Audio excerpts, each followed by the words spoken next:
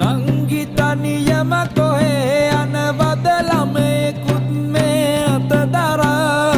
අයි කොහෙවත් යන්න බෑ මට සාරියේ පොට ගැලවිලා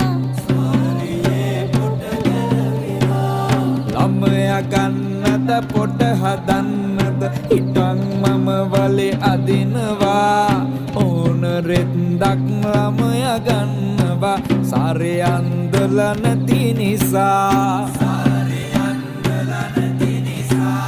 පොඩි එකාගේ මූණ හරියට මහසෝන වගේ දුටු නිසා ළමයෝ දුන්නා ඇගේ අතටම දිව්ව ජෙට් එන්ජිම දමා